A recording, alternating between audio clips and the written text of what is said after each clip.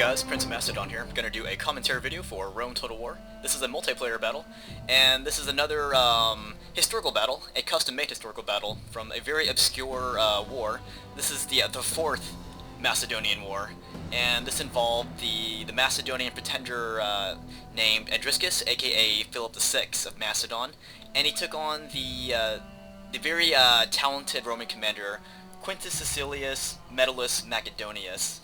And this is a very obscure war because, well, most people don't really talk about it because there's not much to talk about.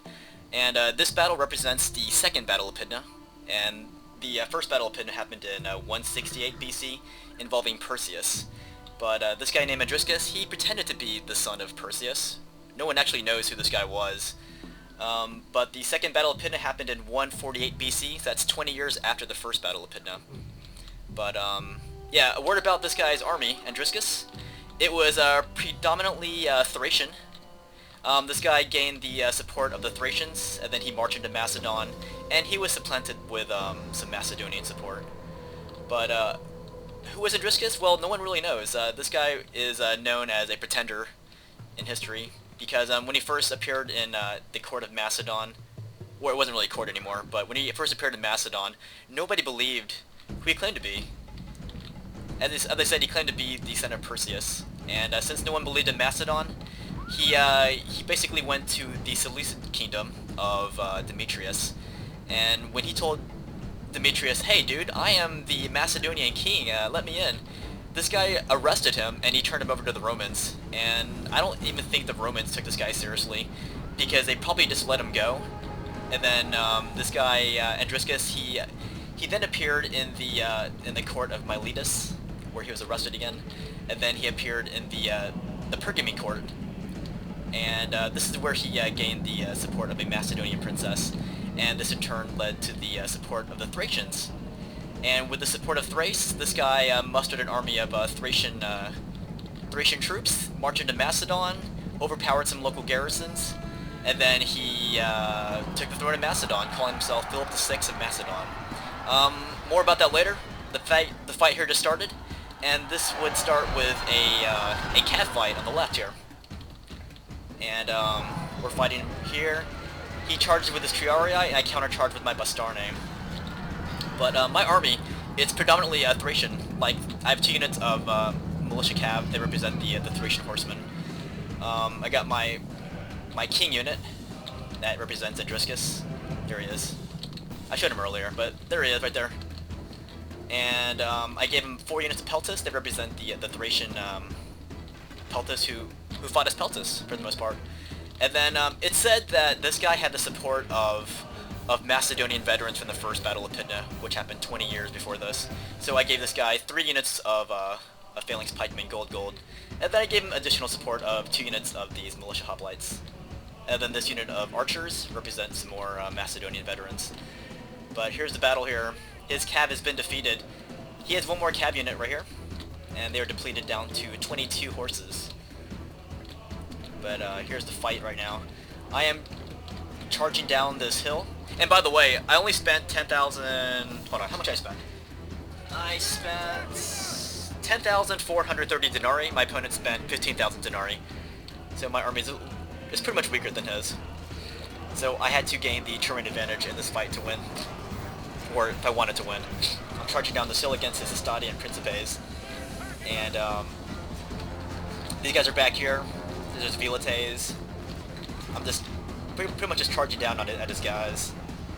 And I'm leaving my cav on the wings here, ready to pounce wherever possible. Anyways, so this guy, after he overpowered some Macedonian garrisons, then Rome sent Juventius Talna with the support of 1 legion. They only sent 1 legion because they figured that if they could defeat Perseus with his 2 legions, Perseus had a very well-trained Macedonian army, then they reasoned that they could slaughter Andriscus with just 1 legion. And of course, as what happens with a lot of Roman wars, they got slaughtered. Like the Macedonians, or the Thracian Macedonians, under Andriscus slaughtered this single legion led by Talna. So that's when they finally sent in Metellus to deal with this Thracian upstart. and Metellus had the support of 2 legions. So this is when they finally took the Macedonian threat seriously. And you can see right here, my opponent is using his Pila, by the way, so I lost a lot of guys coming down here. And I'm still overpowering his dudes though. I'm protecting my flanks well, except for right over here. This is where he gets a hammer and anvil charge on my militia hoplites, and he bashes my guys in. But Metellus was a very creative commander, very talented commander. He, after this, he fought against Viriatus, and he fought against many Celtiberians in the very brutal guerrilla war in Celtiberia. But a very talented commander. But in this instance, I surround Metellus here with my Peltist, and I'm gonna bring this guy down. There he is. Look at Metellus. He's stuck here. And here's an overhead. The enemy general is slain, and now his men fear us. It is time to press the attack. So that's the tactical situation. Launching hammer and anvil strikes on these guys. These are the Triarii, so I don't want to get my cav stuck in too long. But I do have my Bastarnae fixing them for the front. Here we countercharge with some Equites.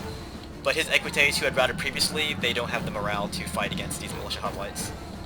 And there we break down his Triarii with a hammer and anvil strike from my Bastarnae and my militia cav. So here's his situation. Got my Peltis here, fighting off his Velites, so it's a battle of the skirmishers here. I'm pouring on more pressure down here. Just gonna keep pouring it on until I can overpower these Velites. And the bulk of his proper Roman units have been routed here, you can see that. I'm going to come in and take on his Triarii with my Bastarnae. And here's my general unit here. This is Metellus. I'm sorry, not Metellus, this is my guy, Andriscus.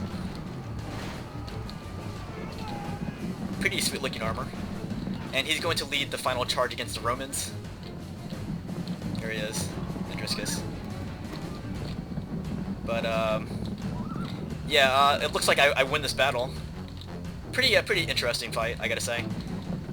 But in the real battle of the Second Battle of Pydna, the Romans slaughtered Andriscus. Andriscus had to retreat back to Thrace, and then they got defeated by the Romans again, and then the Thracians said, hey, screw this guy Andriscus, we're gonna turn you guys over back to the Romans, and that was the end of Andriscus. But, in this historical scenario, I beat the Romans. So what did this mean? Did this mean the Macedonians regained their beloved monarchy? Are they united? No longer broken into 4 separate little republics? Who knows? But after the fall of Andriscus, there were a few more like minor uprisings, but they're hardly worth mentioning. I just like this because I love Macedonian history, even obscure stuff like the Fourth Macedonian War involving Andriscus. But it is cool to note that that the Macedonians were so discontented with Roman rule that they were so willing to believe anybody, even Andriscus, if they had the promise of restoring the old Macedonian monarch. And so yeah, that's that. That's the fourth battle of the Fourth Macedonian War. The first 3 wars are pretty interesting. Actually, I like even the Fourth Macedonian War because it involves Macedon, my favorite faction. And anyways, good game to my opponent Ewen, or I'm not sure what you call him. But yeah, I want to thank him for taking part in this obscure reenactment of a very obscure historical battle involving Macedonians.